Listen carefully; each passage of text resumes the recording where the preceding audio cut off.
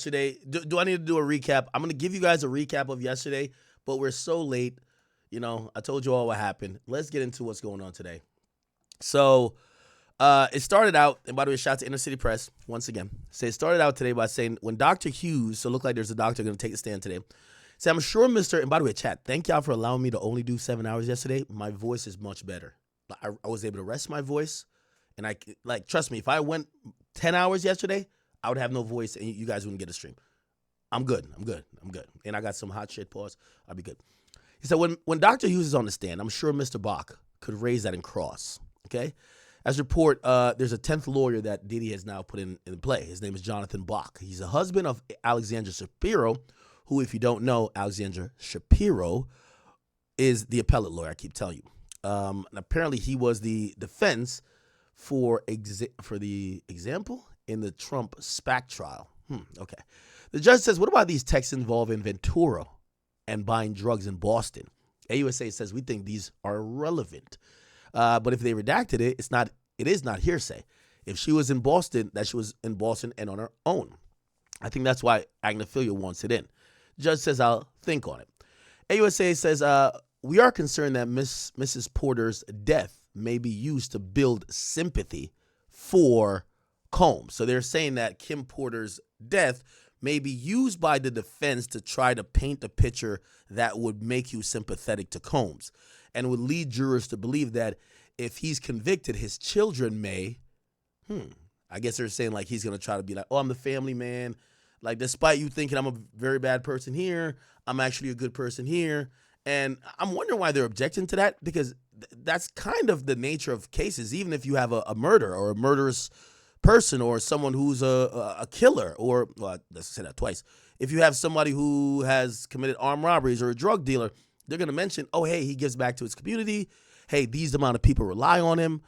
He's taking care of these people. So I don't know why they're so opposed for Diddy to try to, introduce, and maybe they're saying just as witnesses, right? Like, wait till at the end of the trial, or I don't know. We'll figure out more. Judge says, I'll think about it. As to Mr. Mescudi, the defense is concerned about hearsay. So this is going to be a big thing and a very important thing. I didn't think that Kid Cudi would be taking a stand at all, but Kid Cudi will be taking a stand, not today, supposedly tomorrow. His testimony is going to try to help the government prove one of the predicate offenses in the RICO. It's arson. There's 7 predicate charges that Diddy has been charged with. 7 predicate offenses Diddy. Let's see if we could bring it down. Here we go. Where are the predicate offenses at? Okay, the charges, predicate. Let me see. Hold on. Predicate, arson. Where's the arson at? Okay. So I'm gonna have to pull up I'm gonna pull up the last superseding indictment again. But all these are under RICO. So for RICO, you need to prove 2 of these, right? Oh man, it's too much light on my face. I'll pause. Okay, so you got to prove 2 of these. Sorry. Oh my God, this is too much fucking light. Yeah, here we go. Sorry. And I know, Chad, I know somebody have said, Act, why don't you just put your fucking computer in dark mode? All right, there we go. Okay, so they got to prove 2 of these. So for a RICO charge, you got to prove at least 2 predicate offenses, and you got to prove a pattern and that people were willingly involved. And yeah, a couple more things, but pretty much that's the main thing. So the sex trafficking is the biggest one. Forced labor also is a pretty big one. And also, which I think kidnapping is the easiest one, because I think the Cassie tape in Intercontinental kind of proves that. It seems like Diddy, through violence, was trying to prevent her from leaving, which would, seemingly suggest kidnapping. Now, granted, you have to make a couple more things to kind of really lock down that kidnapping thing, but that's why they're showing that. Arson is Kid Cudi. Now, I thought they were going to just have Cassie testify to it. I didn't know that Kid Cudi was going to testify to it. But here's the problem about this arson thing. They're going to have some type of police report, have a detective, and maybe somebody who is, working with, the fire department necessarily, that would be able to say, hey, we investigated this and this is arson. The car blew up. It wasn't by like some other natural force or some battery defect or something why the car blew up. And then here's the thing, and this is why hearsay is coming in. How do you know that Diddy did it? Diddy never did it. He didn't do it himself, supposedly. So if you're hearing, or even if you're like, oh, well, he said to us A, B, and C, so you don't really know for a fact that he did it, right? So that's hearsay. So, of course, Diddy got the best lawyers. They're trying to get that hearsay shit out of here. AUSA says Mr. Mescudi will not be testifying today. The judge says, huh? Did I miss that? It says, we emailed at 10:45. And this is a 10:45 email. It says the court is in, is it this? Submarinian. It says the court is in receipt of a letter from the press requesting the email communication from the parties. Okay, never mind. This is some inner city press stuff that is not on the record. No need to take a week to redact that. So basically, inner city press has been pressing the court. This is why this guy is good. Matthew Russell, man, I told you, I owe you some coffee.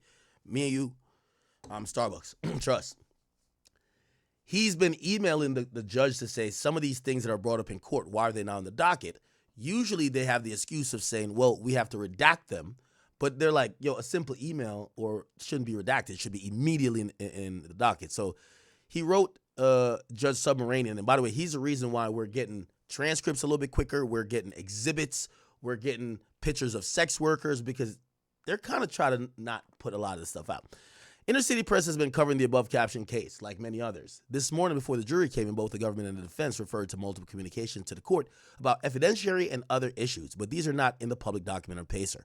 This application letter in motion argues that if many, if not all of these judicial documents, which the public and the press have a right to access, they should be put in the docket now and going forward in the trial. See, for example, and they reference a couple of things saying letters were docketed overnight in real time. Okay, Slavic this morning referred Judge Stein Menendez's trial in both of these letters on such issues went to the docket overnight in real time. So basically, they're saying, why are we not seeing these things in the docket? Okay, because they're talking about them in court, right? The judge says, all right, please get the witness, Mr. Ganon, and check on the jury. So welcome back, Mr. Ganon. Now, we got to go back. Mr. Ganon is the agent, if you guys don't know. So let me tweet this out, by the way. We're back in action.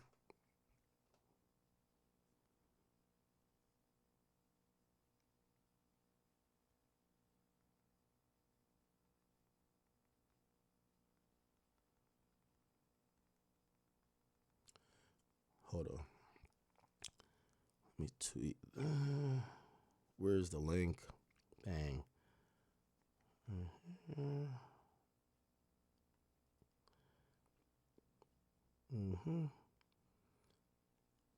Manny, what's up with you, my boy?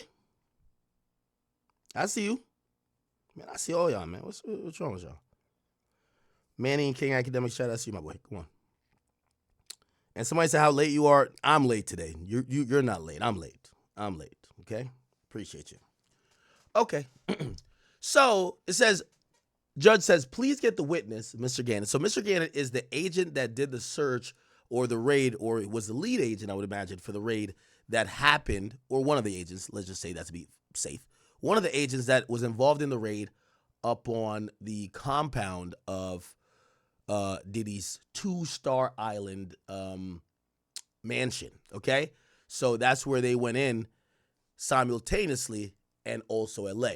Now, before we get to that, overnight, we did get some things that were put and put into the docket. So, for example, the feds did release the mansion raid pictures of Miami. So this is what they found. They found a little gun, okay? A little Glock Duke. No, I'm playing. It's not Glock Dookie. What type of gun is this? That ain't a Glock. What is this? That's what type of gun is this? Somebody who knows firearms, you tell me. It has a hammer. Okay. Had bullets. These are hollow point. I mean, 45 ACP. Okay. So it's a 45. Okay. Clearly, cocaine. Had a $100 bill right next to it. This rich living, ain't it? Got the cocaine right here. They got the you're not even using the dollar bill to. I guess with cocaine, they wrap up $1 or like some currency and then sniff it. They stick it in their nose or some shit. So, okay. What's this right here? Are these cigars? Cigars and shit. Okay. Just some room, I guess. All right. This says Diddy. What's that? It's like a little, I don't know what this is. Some container. Is that a cig? Some people say that's a cig. All right, my boys. Yeah, but what model? What model cig? What model cig? Was this like a little party pack or some shit? I don't know. This is like weed. These are grinders, right? Grinders. I don't smoke, but I've seen people with a thing that be going like this. What's this? These are the things, because I hate when like the bitches always be like, could you bring me to the gas station? I could get, what the fuck? Is that the shit where they fucking, that's some smoking shit. That's all I know. Chat, I only drink alcohol, bro. I don't really know about smoking like that. Okay. Now, I'm going to be honest with you. I really think this belongs to security, low key. I'm going to tell you why I think this belongs to security. So this is a rifle. There's no lower receiver. So this is just like the long barrel right here. The lower receiver is usually mostly the important part.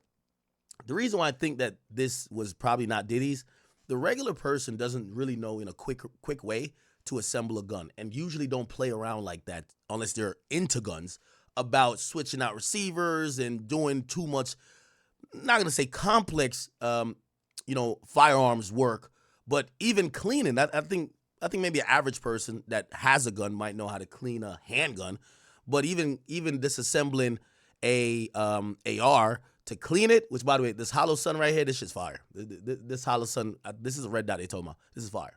I got a bunch of these. Then what's this right here? Holy.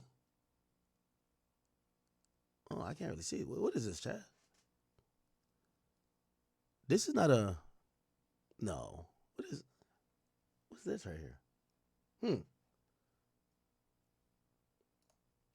Okay. Ew. Okay, they had blurred it out anyway. Okay. So there's lingerie and stilettos. Okay, this is like a freakoff type of shit, huh? They look in this room. What's this? Ooh, we gotta zoom in on this. This look like some bondage shit. Oh, this is bondage shit right here, chat. Right?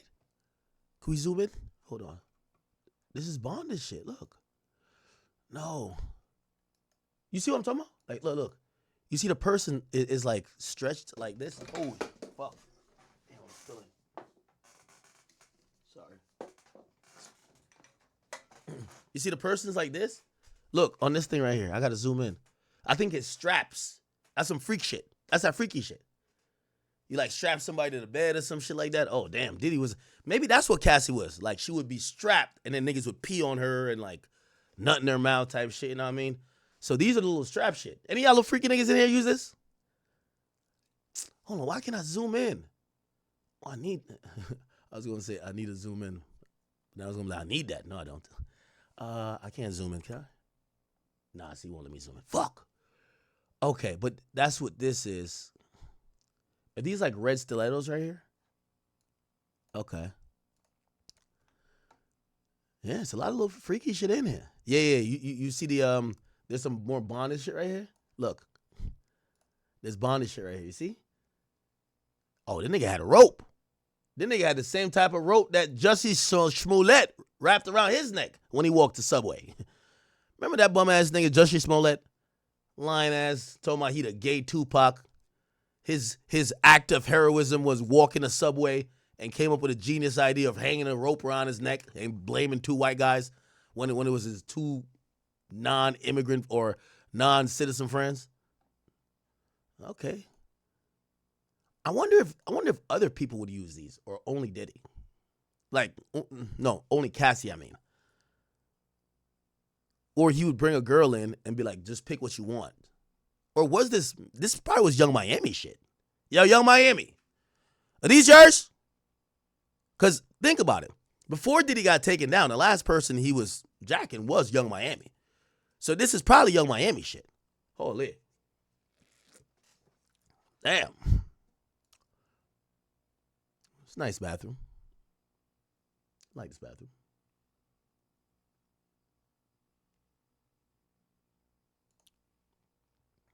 Is that Coke residue? What's that?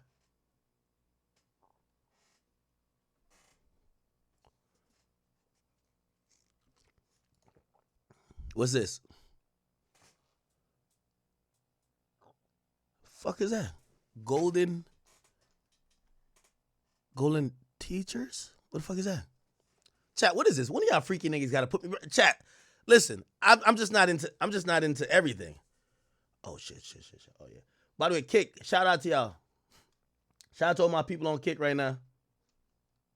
Oh, here we go.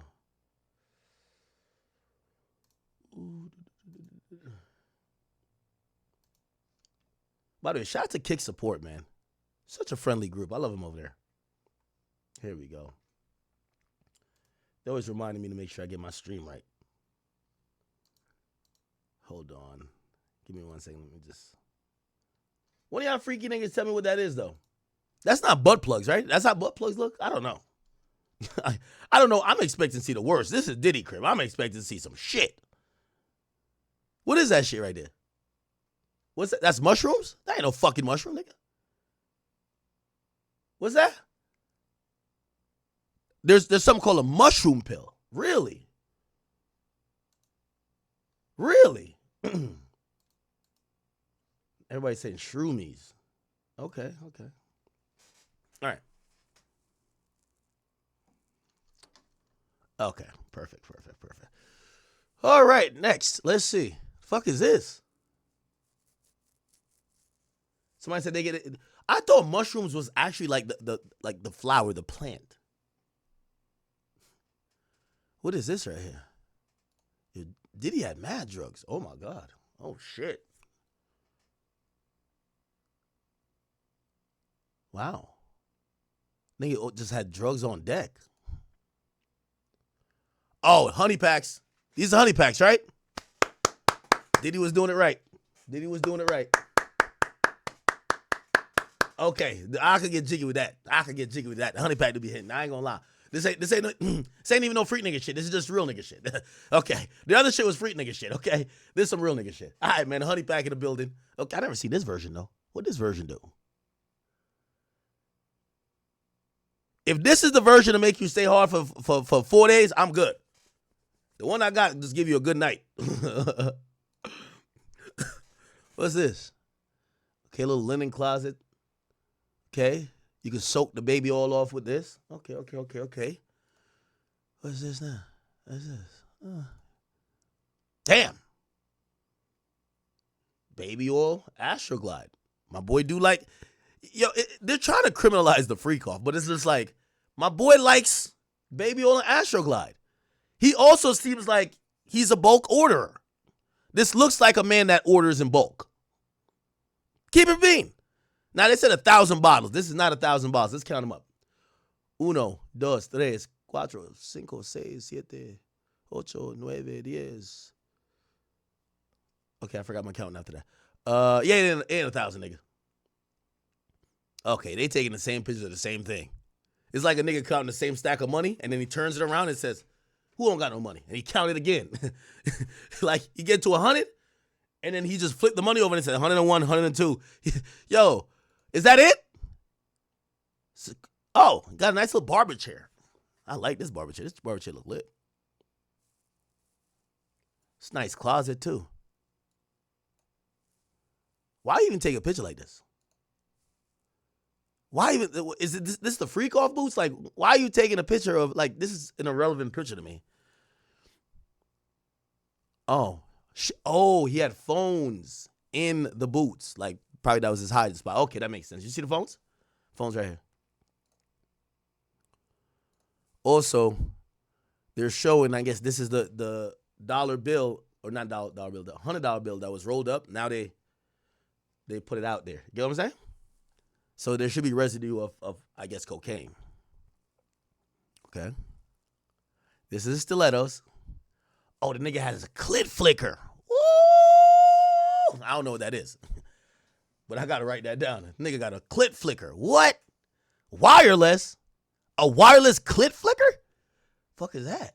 A wireless clit flicker. Any of y'all little freakazoids ever use that shit? A wireless clit flicker.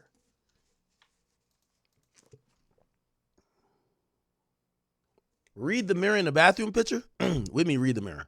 There's something on the mirror? Let me see. Shout out to my people over there, Kick. I'm not taking notes, but you know what I mean? Listen, I ain't gonna hold you. Shit. I'm a consensual, want to get lit type of nigga with the lady who I'm dealing with. You feel what I'm saying? Like somebody told me about a little rose toy. You know what I mean? Sometimes it might be a rose toy. You know what I mean? Like, I try to keep it simple, but you know, gotta spice shit up a little bit. Oh, what the mirror says. Oh, shit. There is something on the mirror. Do you want... What the fuck? No, I need to save this picture. I gotta zoom in on this picture. Chat, what's on this mirror? Holy shit. Maybe they have a clearer thing. Oh, shit.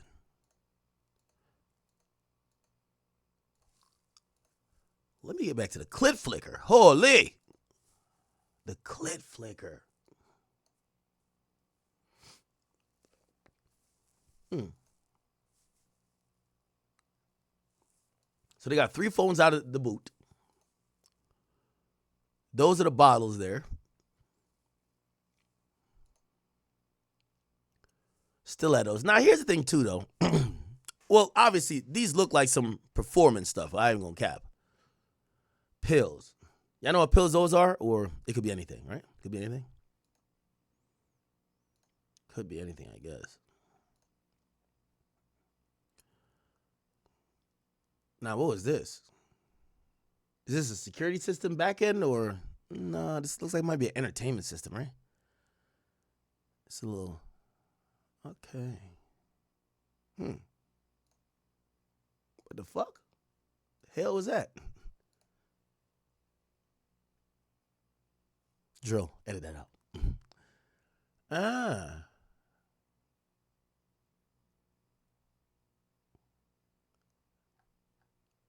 Check out the snaps. We see boxes of platform heels, packages of crotchless body stockings and knee highs, as well as rope and handcuffs.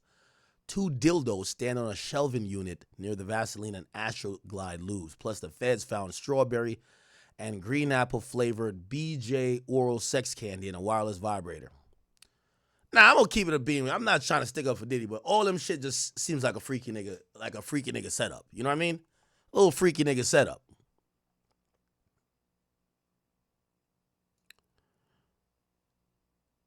There's plenty of drugs as well, including Golden Teacher. Okay, all right. Honey VIP, a Malaysian supplement for erectile dysfunction that's similar.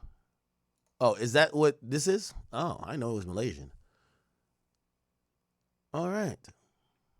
All good. Cool. All right, bet. So let's get back to this. So this is the agent. And they said, agent, welcome back. He says, thank you.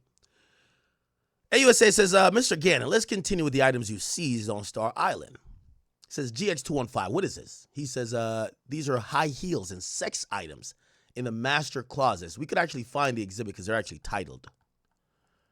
They're titled. So, if you guys wanted to see it. So, GX21 is going to be, well, they say 215. So, we could go to 215. 212, 201, 206, 205, 204, 202, 200, 218. Yeah, so this is the picture the agent's looking at right now, okay? Agent's looking at this. Says, what's this? It said, that's high heels and sex items in the master closet. So what's this? These are 3 cell phones found in one of the boots. AUSA says, display the Gucci bag for the jury. Pull up GX10A. And the stipulation, zoom in on paragraph 5, a white plastic bottle. It contained liquid residue of meth and liquid MDMA. AUSA says these pills were found with a Tesla imprint on them. Wait, Elon makes Pills? Yo, Belgo on Kick says, man, Ak, we need them fucking tapes. That's what we goddamn need. Relax. Relax, my boy. By the way, Malcolm Reed, thank you for the gifted on Kick. Shiesty Nurse, thank you for the gifted as well.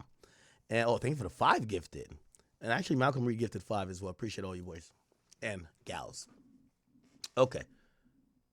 Elon makes drugs? Oh, it's just a press. Okay. So it's just some type of. What are usually the? Because I've heard about Tesla pills. Is that usually Molly? Is that usually some other shit? Like what type of pill is that usually? Xanax? So Teslas are usually Xanax pills. Somebody says no, it's Molly, dummy. Somebody said Perk 30s. Bro, y'all giving me 3 different. Come on, bro.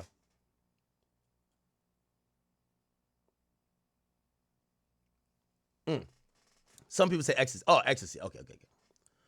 All right, ecstasy. Thank you. Yo, Harvey, man, or Jarvey, tell him to get me right, bro. Okay, good. So these pills are found with a Tesla imprint on them. They had an activity. Oh, I'm stupid as fuck. I should have read it here. So look like in this case, you could put the imprint on anything, I guess. But in this case, the Tesla pills were Xanax. That was the active ingredient. Said this $100 bill had residue of cocaine. And Mr. Ganon said, Mr. Ganon, what is this? And he's pointing to something else. He said, that's a dark wooden box with the word puffy on top. It says, how do you know that this Astroglide and the baby oil that you seize, how many bottles of each? He said, how do you know this is Astroglide? Well, okay. 31 bottles of Astroglide and 25 baby oil bottles. Oh, hell nah. They capped it then. Chat, they capped it. They said they found 1,000 bottles of baby oil. It was only 25? Yo, that's crazy prejudicial. That's been the biggest, joke about Diddy and thinking about how commercially, if we think about commercial sex acts, if you have 1,000 condoms, that probably means you're doing some commercial sex acts. I'm not saying 25 ain't a lot, but they told us 1,000. They told us 1,000. Now, keep in mind, we don't know what was found at the LA mansion. But in Star Island was only 25.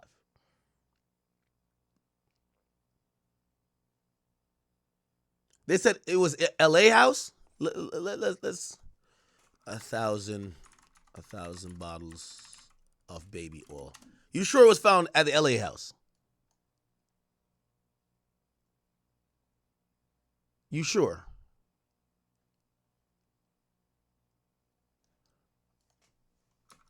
Los Angeles mansion. Maybe that's where it was found.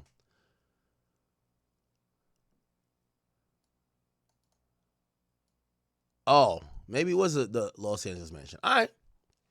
But at least Star Island, only 25. Still a lot, but it is what it is. Okay. Any other cell phones found? Says yes. BX1301, page 3, paragraph 11. It says, was there a gun found in the suitcase? Yes, a .45 caliber handgun. The AUSA says, hold the bullets up for the jury. Now, I think this is stupid. If Diddy's not a felon, he's allowed to have a gun. I hate that guns are legal, and especially in places where guns are legal, and right now it's permitless in Florida to have a weapon. Why are you going to use the weapon and hold it up for the jury unless you're charging with a weapon crime? You're now there's a lot of people who are anti-gun, anti-Second Amendment. When they see someone with the gun, they're thinking you're doing something wrong. I don't like that they're using that, I'm going to be honest. And I'm just a gun supporter, okay? The judge says, cross. The defense says, the day of the search, you knew that Mr. Combs was leaving the country with his twin daughters. Says, objection, sidebar. It comes back where Tenny, so Tenny's doing the cross. Tenny says, in planning the search, you knew that none of the targets of the investigation would be there, right? AUSA says, objection. They say overruled. Ganon says, the plan was to not have him there, but we had contingencies. Tenny says, what type of vehicle did you use? They said an armored vehicle. Gary goes, Tenny, she says, and a boat, right? Didn't y'all come in by land and sea? He says, it's common practice. 80 or 90 agents? Not all the time. He said, you found 6 people. You kept them in handcuffs for an hour? He says, no, ma'am. There was one individual who wasn't happy with us and wasn't cooperating. So we kept him in handcuffs longer. Why wasn't he happy? Wasn't he happy with the cuffs? Says, then they, because he wasn't happy with the cuffs. That's what Ganon was saying, right? Oh, no, Garrigo says this. My bad. Because he wasn't happy with the cuffs, we don't get an answer for that. But then she continues to ask, there was a music studio in the guest house, right? DX305, do you recognize this? And Agent Ganon says, yes, ma'am, it's the studio.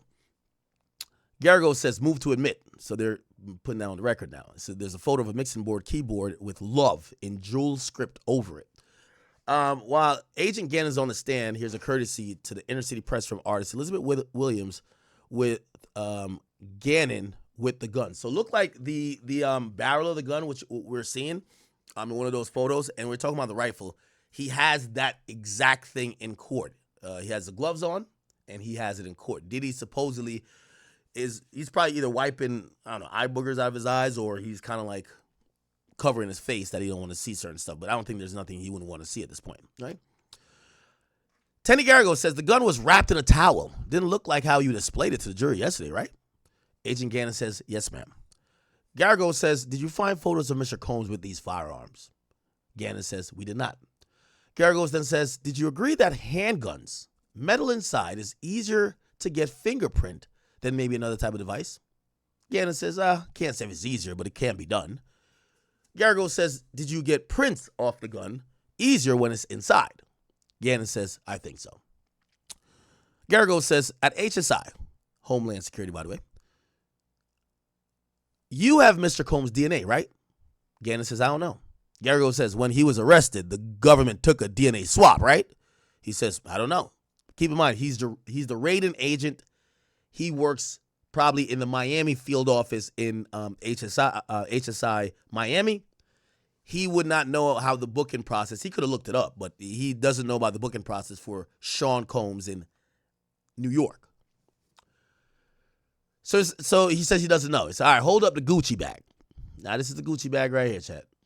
Let's put it back on the screen. This is the Gucci bag. Where's the Gucci bag? I think. Where is it?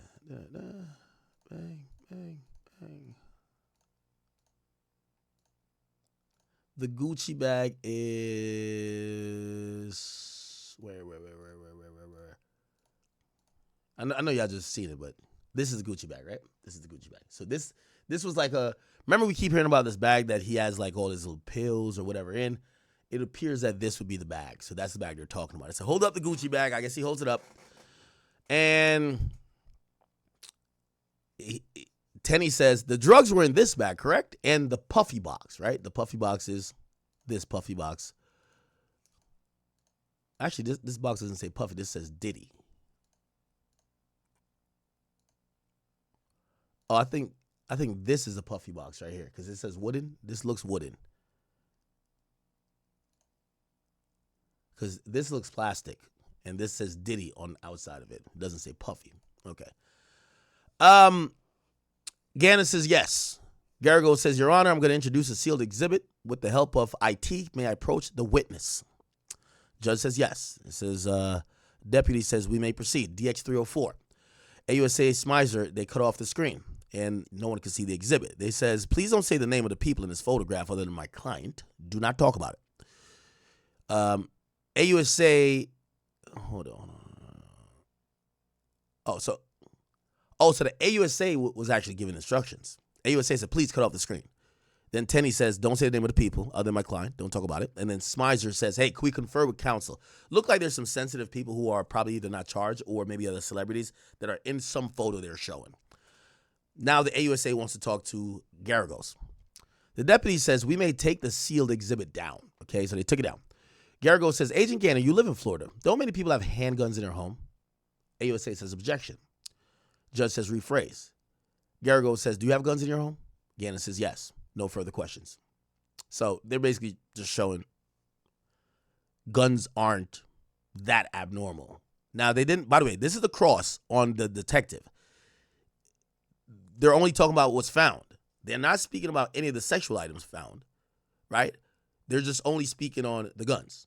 And they basically said, yo, you guys have guns too, right? It's pretty normal and typical. All right, bet. That's it. Is there a redirect? There's no redirect, so we're going to get Agent Ganon off of the witness stand. And now the next witness is Dr. Dawn Hughes. AUSA says, what is your profession? Dr. Hughes says, I'm a clinical and forensic psychologist. I treat people who are in World War II, which is such an honor. AUSA says, how many times have you testified in court? Dr. Hughes says, about 60 or 65. In Southern District of New York, in the Eastern District of New York, the Northern District, in New Jersey, Pennsylvania, Connecticut, and VA. By the way, I didn't have people check in. If you're watching right now, I don't care where you're at. If you're on Kick, get up in that chat right now. Rumble, get up in that chat.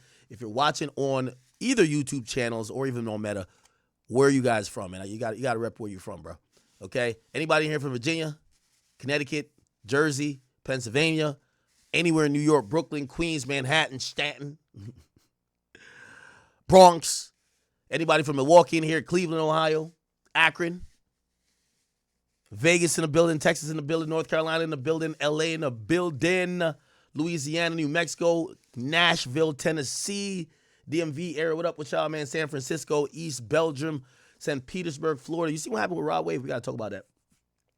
Savannah, Georgia, New Mexico, Louisville, Guadalajara, Philly, Columbus, Ohio. We got Philly in the building, man. Definitely. Southside Jamaica, Queens, Rhode Island. I like Rhode Island. My brother went to college there. Where else? South Africa in the building. Albany. Damn, okay. Arizona. What's up with y'all, man? Shout out to everybody, man. Keep checking in. All right. So, the person said they've testified all over the place, right? AUSA says, we offer Dr. Hughes as an expert. The defense actually doesn't object. Say, okay, cool. AUSA says, what do you anticipate covering? Dr. Hughes says, why victims stay? Memory. AUSA says, have you been retained by the government? Dr. Hughes says, yes. What is your hourly rate? Dr. Hughes says $600 an hour, but it's $6,000 for a full day in court. So he's getting paid $6,000 per day in court. Now, someone like Dr. Hughes, you would only need him for a full day in court. It wouldn't be like 2 or 3 days. Remember, he's only to give understanding of psychological issues that probably are caused by traumatic situations, right? So AUSA says, hey, we want to know, why do victims stay? And Dr. Hughes says, well, there's psychological bonds and the psychological consequences of the abuse. He says, what are the levels of fear? Dr. Hughes says it ranges from physical violence to butterflies. Violence doesn't have to happen all the time. AUSA says, what is psychological violence? Dr. Hughes says, well, intimidation, throwing things, telling you what you could do and where you could go. The defense says objection. The judge says, hold on, I'm going to strike the last answer, okay? AUSA Mitzi Steiner, that's the one who's doing this direct, says, what can be the role of sexual abuse? Dr. Hughes says it puts the victim in a slightly psychological fear. AUSA says, why does it prevent leaving? Dr. Hughes says, shame, degradation. They don't want to think about it. AUSA says, what's emotional abuse? Dr. Hughes then says, putting down our partner, feeling like a piece of crap. AUSA says, what about financial dependence? Dr. Hughes says, the abuse control housing and transportation, taking away her laptop. Defense says objection. The judge actually sustains it. Steiner says, are you familiar with love bombing? Dr. Hughes says, that's the honeymoon phase. The abuser showers her with gifts and affection to get her back. AUSA says, does the attempt to leave happen over time? Says, yes, it takes multiple attempts. AUSA says, which is the most common coping mechanism? Dr. Hughes says, trying to work it out because of the trauma bonds. You don't want to lose your partner. AUSA says, personal coping mechanisms. How does placating and appeasing usually work? Dr. Hughes says, we're trying to avoid abuse. We're going to continue here. AUSA says, what is minimization? Dr. Hughes then says, the victim says maybe they had a bad day at work. Maybe they were intoxicated. It's a way to stay in the relationship, but it increases their risk. It's not a long-term strategy. It gets from one assaultive episodes to the next. AUSA says, what about the power relation? The doctor says, a person could have power as a principal of school. The victim asks, who's going to believe me? Right? AUSA says, when does the victim finally speak? Dr. Hughes says in a safe environment or usually after psychological help. AUSA says, what type of language do victims use when they first speak of it? Dr. Hughes says they usually minimize it. They are piecemeal. They remember the chipping paint on the ceiling, the smell of alcohol on the perpetrator's breath. Sidebar, and there's a sidebar and cross-examination that's going to happen. It will be by Jonathan Bach, who's Alexandra Shapiro's husband, as we said, who was brought on to be Combs' 10th attorney. Bach says, your clients, you observe them closely. Their cognitive style? Hughes says, yes. Bach says, people don't fit in the boxes, right? Dr. Hughes says, they're categories. Bach says, but you have to listen to particular individuals, right? Dr. Hughes says, I'm not divorced from my training. Okay. All right, we're waiting for some more messages. Okay.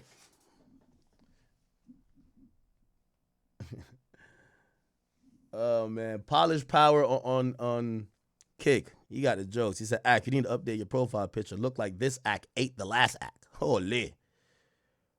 Holy.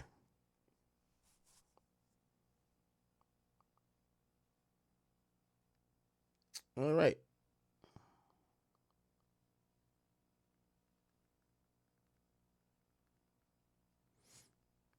Okay.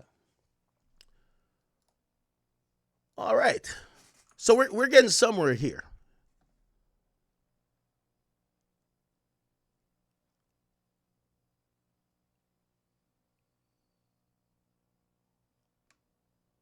Fat Joe and Jadakiss call out Charlemagne. Oh shit. Joe and Jada trying to get some headlines out here. We'll see what happens. Okay. All right. Let's see. Hey everybody, I'm Lisa Evers, Fox 5 News reporter. I'm here outside federal. So what's starting to happen now, chat, is like defense attorneys are like, they've gotten a pretty decent look into what this case is shaping up to be. Still pretty early. Remember, they're going to bring a lot of witnesses that might be experts, witnesses that might be, for example, we have a doctor on who's like a clinical psychiatrist, right? Or psychologist.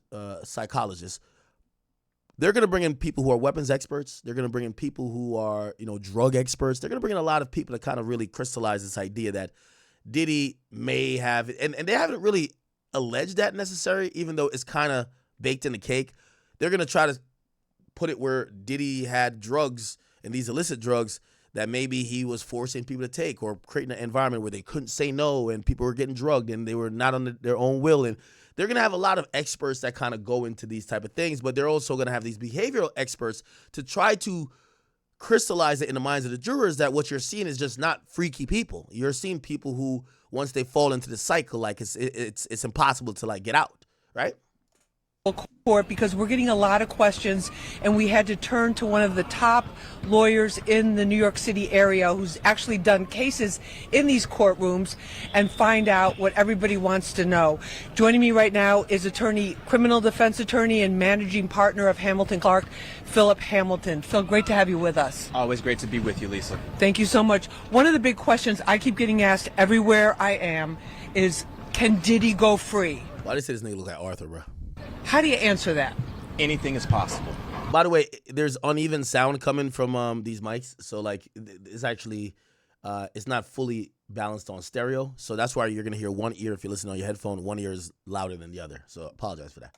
Diddy could potentially go free, but if he's going to go free, the defense is going to have to continue to hammer upon the fact that this case has more to do with domestic violence than, in fact, federal sex trafficking. And if the defense can hit that home to the jury every day throughout the course of tomorrow, through the rest of the trial, he might have a chance to go free. But it's going to be a very nuanced, complicated endeavor for the defense. Not easy, very much so an uphill battle. Okay, but you're saying it's not easy for them, but a lot of people are saying all they're doing is proving domestic violence.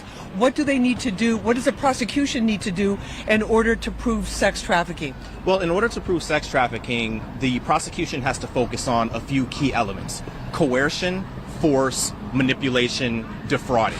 To the extent that they can show those elements, they can build their case and make a case for sex trafficking. So when we look at specifically the testimony that's come through from Ms. Cassie Ventura, of course, we heard a lot about force, right? And whereas a layperson might look at that testimony and say, hey, what does this have to do with sex trafficking? This has more to do with domestic violence. Well, it's a critical element, because what we do have testimony about, both from Ms. Ventura and ultimately some of the witnesses that testified today, was that there was commercial sex, right? And to the extent that you have coercion, meaning the drug sex workers that they hired for these freak-offs. Exactly. So like once you combine that element with the force, with the coercion, with the drugs, you're now starting to make a recipe for sex trafficking. Even if it isn't necessarily the strongest case, it's certainly not one that they can't prove.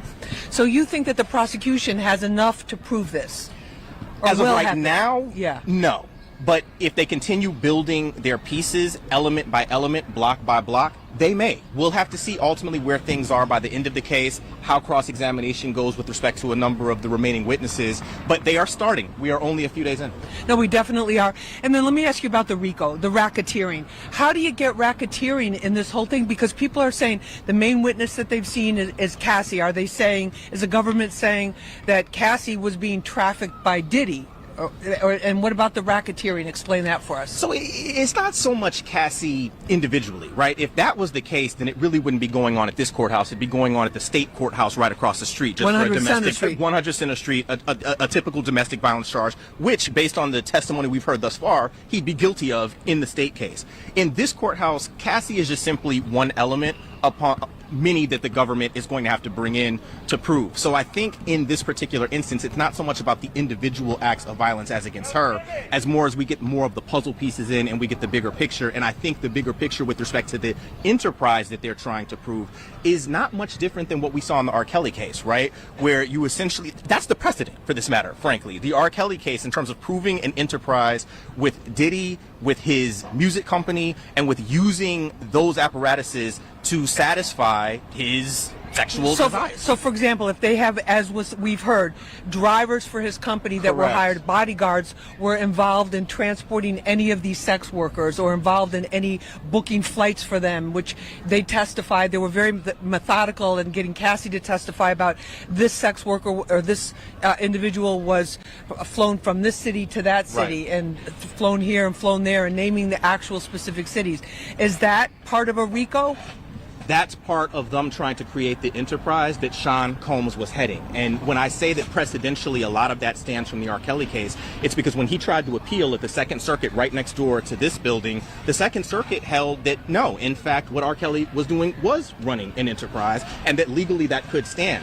The prosecution here is just collaterally and very much so in a parallel fashion doing the same thing. They're essentially saying that all those people that Diddy was using to allegedly bring people across state lines and the like is ultimately what manifests his intent to both sex trafficking, why he's guilty of it. Okay, but and then also, what about the drug use? Because that's one thing that's different from the R. Kelly case. Yes, there was alleged drug use and alcohol there, but this is on a whole different level from what we've been hearing in some of the testimony. The amount of drugs, the type of drugs, the different cities. What role is that going to play in terms of the government proving these charges, and what kind of problems does it present for Diddy's defense team? Two particular problems. One, for Diddy's defense team, it's critically important to the coercion element, because to the extent that these people are not in their right minds, to the extent that they are high, to the extent that they can't make decisions on their own, it's then easier to coerce them into an act, a commercial sex act, that they may not otherwise have participated in. However, the weight of that is given by the jury in terms of looking at that evidence. That's going to be on the jury to decide.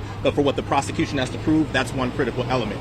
I think the second critical element with respect to the drug use is the fact that you have a lot of this coming across state lines, the fact that these are predicate other criminal acts that help to make out the RICO. Because with the RICO, to your point, you can't just look at the individual acts of domestic violence. When you're looking at the drug possession, when you're looking at the trafficking of the narcotics, that also is serving as a predicate act for the potential RICO enterprise.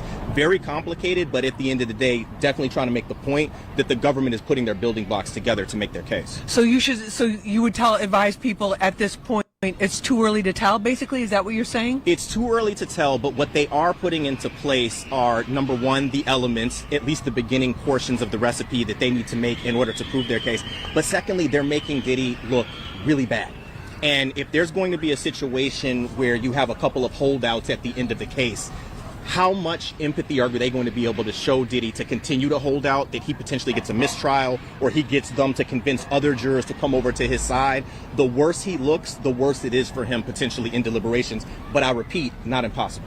And then what about in terms of the verdict? What needs to happen? There needs to be a unanimous verdict, or what? Explain that for us. There needs to be a unanimous verdict on each count in order for him to be found guilty of each count. If there's one single holdout, that could be enough for a mistrial to be declared, and either for the government to have to represent their case, or potentially work out a plea negotiation with him, or do whatever it is that they're going to do at that moment, but it only takes one juror. So the prosecution basically has to prove every single point for those 3 charges that he's facing, and the defense just has to get one juror that has serious doubts. One juror that has serious doubts, that has the gravity with which to hold out.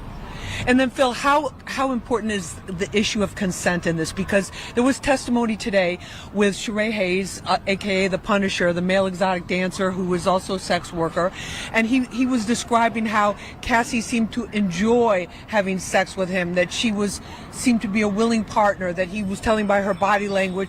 And some people were surprised. I was surprised because he was a prosecution witness, but that's something that would seem to help the defense. No, in fact, a very good colleague of mine, Xavier Donaldson, cross-examined the Punisher, so to speak, today, and I think he did a fantastic job in laying out every... Yo, why would you get a man named the Punisher to fuck your bitch? Well, I guess if you're into people fucking your bitch, and you get off at somebody putting in work, you would want a nigga named... I'm either, right? No. You would want a nigga named the Punisher to you know what I mean, to deliver, you know what I mean, that fucking USDA grade meat beef. You feel what I'm saying?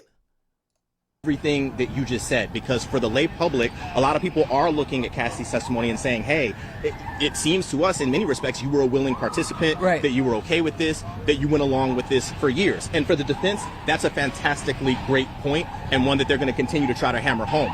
But on the other side of things, the fact remains is that she also has provided testimony that builds upon the prosecution's case of the coercion, because to the extent that she is being drugged, and to the extent that she is trying to say no, but either being beaten back into it, or she is under the influence and can't really make a consensual, voluntary decision to participate or not, that's a problem for Diddy, and that's a problem for the defense team. So what should we be watching in the days and weeks ahead? There's talk that Kid Cudi maybe come to the stand very soon. There's also talk about people who were in other freak-offs, because that's the other question I'm getting. A lot of people are saying, well, they're just talking about these freak-offs as if it's just Diddy, Cassie, and a sex worker, right, but there were always stories and rumors about them being bigger parties and things of that nature. What about that? Well, let's just start with Kid Cudi, because I think therein, when I was just talking earlier about the predicate acts, when we think about the car explosion, you're dealing with an arson, that also is another element that's like coming into play when you talk about the RICO and when you talk about some of the issues that Diddy has with respect to that issue, right? I think in regards to other witnesses, what we need to be looking for is our people saying not just that I was in a one-on-one intimate relationship with Diddy the way that Cassie... Now, I want to stop here, and I'm bringing up kind of an unrelated point, because I've seen this conversation. There's much more conversation happening of people thinking, can Diddy beat this shit, right? I think people are watching to be like, wait, that's all y'all got on this nigga? Like, I thought y'all had a little bit more. What's starting to happen as people try to, question, is Diddy going to beat it? There is also another fear of some of the people who were speaking out at first. They're almost starting to retreat back into their rat holes, because they're like, well, if Diddy beats this, he might be more powerful than ever.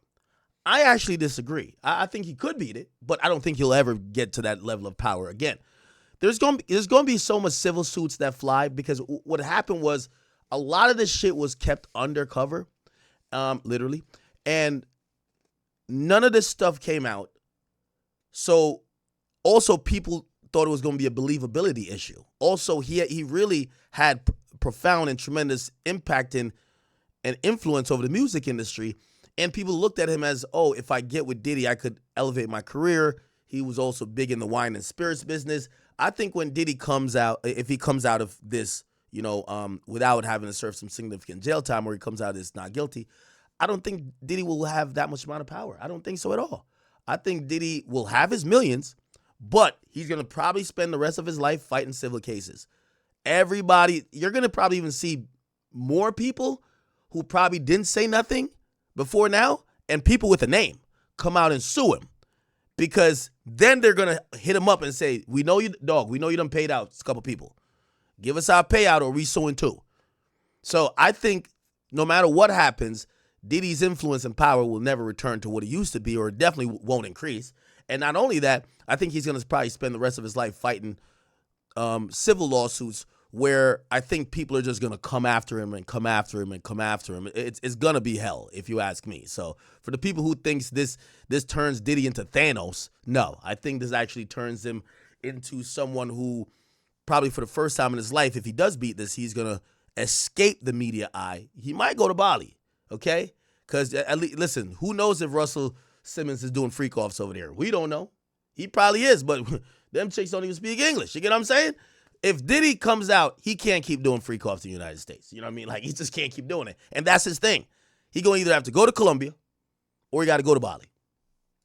He was, but are they saying that I also was forced into doing something that I didn't want to do, or I was coerced into attending one of these parties, one of these freak-offs, and doing something I didn't want to do? I'm going to have to hear how that plays out, as surface level as that sounds as I say it. I'm going to have to hear how it plays out, and then as we can continue to have discussions about how's the case looking, I can give more analysis on that end. But that's what I'm looking to hear as we kind of move forward from today. No, definitely, and a lot to keep our eye on. And in fact, yesterday, the former personal assistant read off automatically like about half a dozen women's names, and he said these were women that he was involved in. So do you think we may see them take the stand, other women?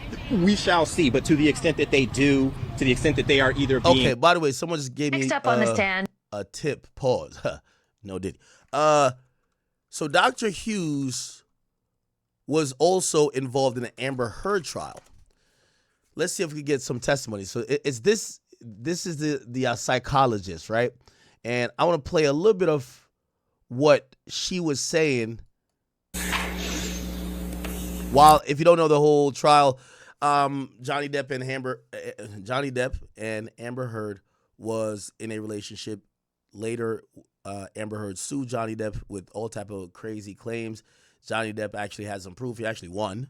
And, it really turned out bad for Amber Heard because people realized that she really contorted and used this whole believe women angle to pretty much gather sympathy. And in court, the truth kind of came out that this bitch was a liar. You get what I'm saying?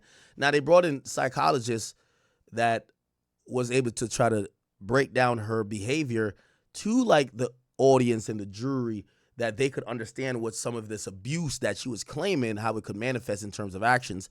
And that's where she was involved in that trial. I'll give you a little bit of how she spoke in that trial, and then we'll get back to reading the tweets. Again, she's on the stand currently in the Diddy case. The last time you were here, I believed that you testified that you had diagnosed Ms. Heard with PTSD before you gave the gold standard CAPS-5 test. That's correct. Right.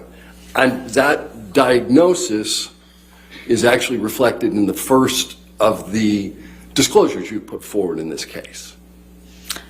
I believe the first disclosure was February 2021, and at that point I had done 11 psychological tests. That's correct. Right. And your disclosure reads, Ms. Heard's responses on the PCL-5 support a DSM-5 diagnosis of post-traumatic stress disorder with an etiology of intimate partner violence. Now, there was other doctors. There was a lot of doctors involved in this. There was somebody called Dr. Spiegel as well. Let me see if I could get... I don't want to play the whole thing. We wanted to... Oh, okay. So Amber Heard had an emotional outburst during her testimony. Here's this. The symptoms that she was experiencing were related to what she experienced with Mr. Depp and not her childhood. And certainly, earlier on in the evaluation and when I evaluated and spoke with her, that was true. And that was also true on the latest measure, the clinician-administered PTSD scale for DSM-5, the CAPS-5. And that's because the content, you have to look at what is the content of the symptom. So it's not that someone says, oh yeah, something traumatic comes into my mind. No, what is it? What comes into your mind? What bothers you? What are the triggers? And those were all specific. Yeah, you gotta be careful with Johnny Depp. Amber Heard type chick. Yo, don't she look like so innocent here? To Miss Like she got the victim face on, so crazy. Heard's relationship with Mr. Depp. The reason the childhood is also significant is that we know that if somebody suffers childhood abuse as a child, they are much more likely to have an adult re-victimization. And they're much more likely then to be more vulnerable to obtaining a PTSD, to getting PTSD, if they've had that prior vulnerability. So it's a very strong vulnerability characteristic to obtaining PTSD when you have a subsequent trauma. The other aspect about her childhood abuse is that she was raised in a family of violence. She was physically abused by her father. She saw her father abuse her mother. Her father was very explosive and had violent outbursts. And both her parents also struggled with substance abuse very significantly. So she had learned from a very early age how to caretake, how to live in a situation that is mired in chaos. How do I take care of a parent who's passed out, knotted out from heroin? And how do I get up and get my sister to school? She learned at a very early age that she had to figure out how to do this. Where's the emotional outburst scenario? And I would say, lastly, what that environment taught her was that she's trying to cry. She learned that she could love she's someone trying to cry. who hurts her. She knew that people who hurt her also can love her. And she learned how to have this tolerance for cognitive inconsistency, this tolerance for two should be diametrically opposed emotions. But she grew up knowing or believing perhaps that this could happen. And she also believed that she could fix him, just like she tried to fix her father and just like she tried to fix her mother. She truly, truly believed that she could fix Mr. Depp and rid him of his substance abuse problems. She's trying to get the tear to come out so bad, she blinking 30 times in a minute, bro. But that did not work. Did you review Dr. Curry's CAPS 5 that she administered to Amber Heard? Yes, I did. And what, if any, agreement did you have with Dr. Curry's interpretation of the CAPS 5?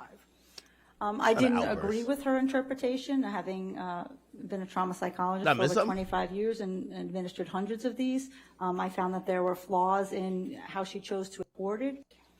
And yeah, she ain't really like cried, and she didn't do too much.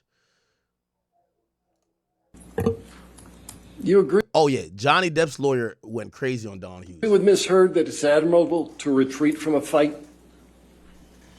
Is it admirable? It is admirable to retreat from a fight. Yeah. I said to Travis, I said to you, hey, tell Travis what just happened. Oh, you told me to do it. You told me to. You said, go do that. I said, no, tell him what just And I happened. lied. And that you punched me in the thing. And You figured it out. And you said, no, I didn't. What the are you talking about? And I watched you lie. And then I didn't punch you, by the way. I'm sorry that I didn't hit you across the face in a proper slap, but I was hitting you. It was not punching you. Babe, you're not punched. Don't tell me what it feels like to be punched. You know, you've been in a lot of fights, been around a long time. I know. Yeah. No, when you have a close You didn't get punched. You got hit. I'm sorry I hit you like this, but I did not punch you. I did not deck you. I was hitting you. I don't know. You agree with Ms. Anyway. All right, we have some more tweets, or we should. Okay. So Sabak is now questioning Dr. Hughes, right? And he says, hey, when you do forensic work, you had a lot of sources of information, right? Hughes says, right. If it's relevant. Bach says, you look at police reports, witness reports, and the like, correct? She says, correct. She says, you're familiar with malignerin? Or malignerin? No, it's malignerin, right? Hughes says, I am. Bach says, people could fabricate emotional responses, correct? Hughes says they can. The judge says, Mr. Bach, we should break here. And Bach says, I don't have a good cliffhanger. And the judge says, break. Okay, so they go on break. All right. So they said, but wait, during the break, they bring in George Kaplan to invoke his Fifth Amendment right against self-incrimination. Judge says, welcome. AUSA says, did you receive a subpoena? Kaplan says, yes. AUSA says, do you intend to not answer on a Fifth Amendment grounds? Kaplan says, yes. Who's Kaplan? George Kaplan. We're going to have to Google that. Comey says, Your Honor, please sign the immunity order. Oh, shit. They just gave somebody immunity. So has he read it? No. The judge says, read it first. Comey says the attorney says he read it. The judge says, I will sign the immunity order. The government will seek to admit GX69A. They're now breaking. Who's George Kaplan? Wow. Let's see. George Kaplan. Who's that?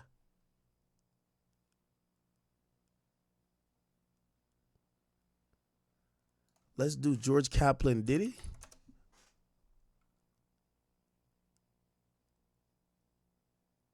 Who's George Kaplan? Let's just Google it. Does anyone know who George Kaplan is? Oh, he was once the assistant. Oh, okay.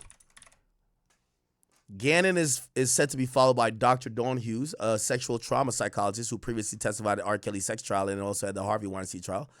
And George Kaplan, who once was Diddy's assistant. So all the assistants are coming out. I didn't know Diddy had this many assistants or former assistants. By the way, we haven't heard Mia yet, and somebody says Mia has some really good testimony. It's a rapper, Kid Cudi, is also going to take the stand this week. Wow. So George Kaplan is going to take the stand. All right. They're in a break right now. I would imagine it's a lunch break, I would imagine. Trafficked in or coming across state lines. Again, these are the kinds of elements that it's not just about Cassie and the relationship that she had with Diddy and whether or not it was consensual or not, as much as it is about the totality of the circumstances. The witnesses that are coming in and saying that they were made a part of these parties that were in many respects directed and controlled by the Sean Combs enterprise. And if at the end of the day they were able to show that they were coerced, manipulated, or defrauded into participating in these commercial sex acts, then the defense has problems that they have to continue to fight, but they have problems. All right, well, we're going to be watching it very closely. Thank you for having us understand this, bringing your analysis to it. Attorney Philip Hamilton. I'm Lisa Evers for Fox 5. We'll see you next time. Okay. Now we got to see, they're going to come outside. You guys know the process already. Miami home, and that's the home on Tuesday. Oh, okay. So look like, yeah. She's out. Give me a second. Here we go. So it's lunchtime.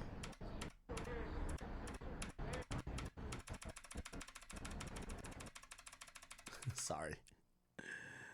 I know that's annoying. In court, since there are no cameras, we're going to give you real-time updates about what's happening and break it down in real time. But before I get into all that, I want to bring on right now Law and Crimes reporter Elizabeth Milner, who is inside that courtroom. We have limited time with Elizabeth. I know she has to jump right back in there. Elizabeth, good to see you. Talk to us about the day, how it started with the continuation of the testimony of this special agent from Homeland Security that was part of the raids that were conducted on Sean Combs' property and what evidence was found or potential evidence. Talk to us about that. Yeah, this testimony is something I myself have been very interested in. And this is no offense to all the witnesses that have been testifying, but I really just wanted to see the physical evidence and see especially what was found in those raids. And so Homeland Security Investigation Special Agent Jared Ganon, he took the stand actually yesterday afternoon. And he at first kind of started going over some of the exhibits, especially what was found in the Miami home. And that's the home on Two-Star Island, excuse me. So they didn't talk about the LA homes or anything like that as far as what was found in that particular home. Really was just focusing on the Miami estate essentially because it's a huge property. And so we found out yesterday that 80 to 90 officers were involved in this search, and a lot of the stuff from today was a little just kind of continuation about everything that was found. So we saw a lot of exhibit photos, and I took, Jesse, a lot of notes because at this point it was just so many exhibits back to back to back to back that you just were so overwhelmed by everything that was found essentially. And so we learned yesterday that there were AR-15s inside the Miami property with the scratched off serial numbers. We saw that there were platform high heels that were 7 inches tall inside this Miami home. There were sex items inside this home found in the primary bedroom closet. There were then we got a close up of the red high heels and the the sex toys, and then these high heels were actually displayed in front of the jury. So Special Agent Ganon, he just took up the heels, kind of showed them to the jury, then put them back into the evidence box, and then kind of had it with the rest of the evidence. And so they said more than a dozen high heels were actually seized from this property. Then we saw some shoes, we saw some boots in the primary closet, and these were special boots. They were Balenciaga boots that I myself cannot necessarily afford. But inside these boots were 3 cell phones. Diddy didn't have much reaction during this testimony, but it was interesting that these cell phones were found in these Balenciaga boots that were inside the closet. And so we also saw a black Gucci bag that was also found inside the closet, and inside that Gucci bag was pills, a powder substance. There was also eye drops in the bag. And so, you know, that Dr. Seuss kind of story, red fish, blue fish, all that stuff, that was essentially kind of the same thing with pills. And I'm not making light of the situation. There were pink pills, there were white pills, there were yellow pills, there were black pills, there were blue pills, there was a crystallized substance. So inside that Gucci bag, some of the residue found inside actually tested positive for cocaine and ketamine. And then they saw a black straw that was also found in this Gucci bag. It also tested positive for cocaine and ketamine.